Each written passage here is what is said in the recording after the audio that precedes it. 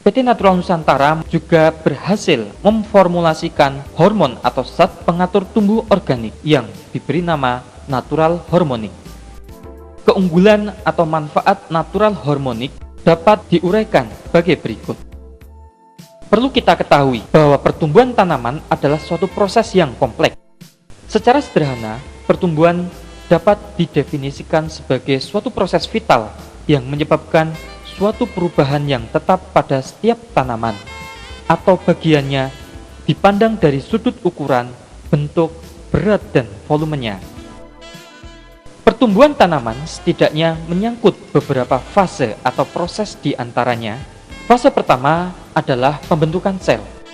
Fase kedua, fase perpanjangan dan pembesaran sel.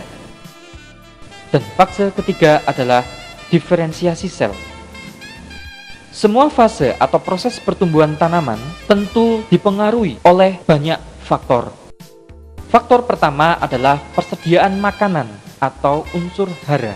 Ketersediaan makanan atau unsur hara bagi tanaman dapat berasal dari kandungan alamiah tanah setempat atau dari pemupukan. Unsur hara atau makanan sebagai salah satu bahan baku untuk pertumbuhan tanaman sangatlah mutlak dibutuhkan oleh tanaman. Faktor yang kedua adalah ketersediaan air.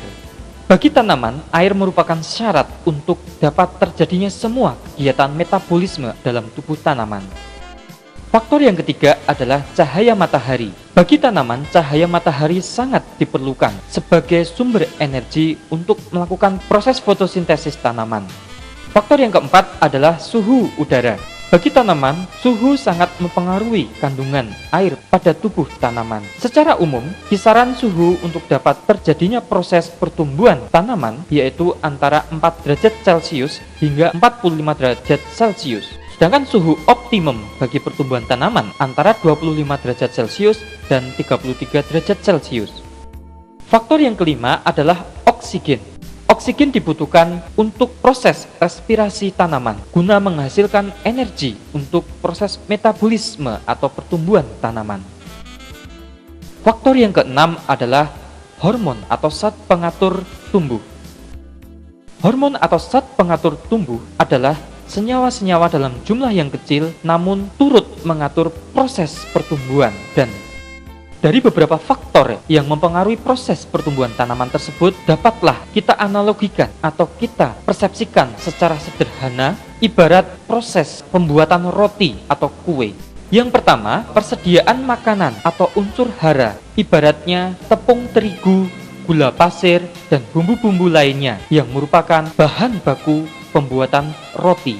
Yang kedua, ketersediaan air, ibaratnya air untuk mencampur dan melarutkan semua bahan roti tadi. Cahaya matahari, oksigen, dan suhu udara ibaratnya adalah suhu yang pas untuk memanggang roti sehingga roti tidak gosong. Daun ibaratnya adalah oven untuk memanggang roti tersebut.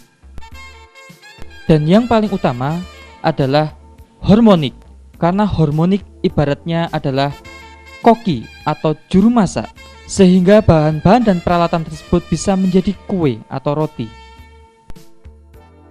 Mekanisme kerja hormonik.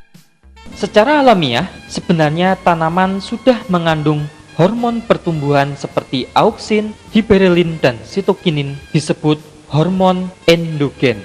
Kebanyakan hormon endogen di dalam tubuh tanaman berada pada jaringan meristem, yaitu jaringan yang aktif tumbuh seperti ujung-ujung tunas atau tajuk dan juga ujung akar. Tetapi karena pola budidaya tanaman yang intensif dan begitu lama dan pengelolaan tanah yang kurang tepat, maka kandungan hormon endogen menjadi rendah atau sangat kurang untuk kebutuhan proses pertumbuhan vegetatif dan generatif tanaman. Akibatnya, sering kita jumpai kekurangan hormon endogen ini menyebabkan pertumbuhan tanaman lambat, meningkatnya kerontokan bunga dan juga buah, serta menyebabkan ukuran umbi atau buah menjadi lebih kecil. Oleh karena itu, penambahan hormonik yang mengandung juga hormon auksin, giberelin, dan sitokinin menjadi sangat mutlak diperlukan untuk mendukung pertumbuhan yang optimal. Untuk mengetahui bagaimana mekanisme kerja hormonik, berikut diuraikan secara global dan sederhana. Auksin yang berasal dari auksin endogen yang ada dalam tubuh tanaman dan auksin yang berasal dari hormoni akan meningkatkan permeabilitas dinding sel yang akan meningkatkan penyerapan unsur hara, di antaranya unsur magnesium atau Mg, unsur Fe atau besi, dan unsur Cu atau tembaga untuk membentuk klorofil daun yang sangat dibutuhkan untuk meningkatkan fotosintesis. Dengan meningkatnya fotosintesis akan dihasilkan hasil fotosintesis atau fotosintat yang bersama dengan hormon auksin akan bergerak ke akar untuk memacu pembentukan hormon giberelin dan sitokinin di akar. Penambahan kandungan auksin eksogen yaitu dari hormonik di akar akan meningkatkan tekanan turgor akar sehingga hormon giberelin dan sitokinin yang sudah secara alami terkandung dalam tubuh tanaman akan diangkut ke atas, yaitu ke bagian tajuk tanaman. Dengan meningkatnya kandungan sitokinin dan giberelin, maka akan meningkat jumlah sel dan ukuran sel, sehingga bersama-sama dengan hasil fotosintat yang meningkat tadi akan mempercepat proses pertumbuhan vegetatif tanaman, termasuk pembentukan tunas-tunas baru. Seiring dengan pertumbuhan vegetatif tanaman, hasil fotosintesis terus mengalami peningkatan, dan dengan adanya penambahan kandungan hormon giberelin dan sitokinin dari hormonik akan meningkatkan perbandingan CN rasio.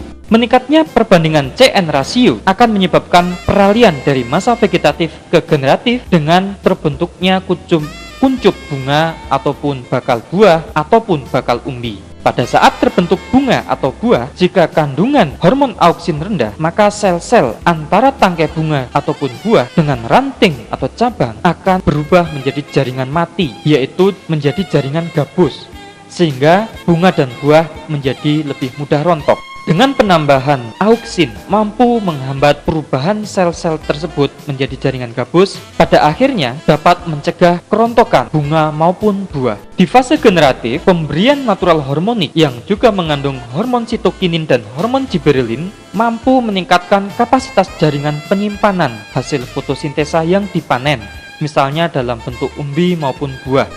Dalam hal ini, sitokinin yang terkandung dalam natural hormonik akan memperbanyak sel jaringan penyimpanan, sedangkan giberelin yang terkandung dalam natural hormonik akan memperbesar sel jaringan penyimpanan, sehingga tanaman mampu menerima hasil-hasil fotosintesa lebih banyak. Pada akhirnya, ukuran jaringan penyimpanan buah menjadi lebih besar, yang sudah terjadi misalnya pada semangka dan juga kentang dan lain-lain, dan juga menjadi lebih bernas jika terjadi pada padi maupun jagung. Penambahan atau pemberian natural hormonik akar dapat meningkatkan kapasitas penyerapan air dan juga penyerapan unsur hara dari dalam tanah. Dengan penambahan natural hormonik pada daun menyebabkan daun mampu meningkatkan laju fotosintesis sehingga hasil fotosintesa akan menjadi lebih banyak. Penambahan natural hormonik yang ditambah juga unsur-unsur hara secara lengkap dari pupuk organik cair NASA dan juga pupuk organik padan super NASA dan pupuk makro, maka dapat mencukupi kebutuhan tanaman secara jumlah dan juga jenis unsur haranya. Setelah tercukupi, maka akan berpengaruh pada umur produktif tanaman, baik untuk tanaman semusim maupun tanaman tahunan. Umur atau usia produktif tanaman yang dimaksud adalah umur atau usia di mana tanaman masih dapat berproduksi dengan cukup baik.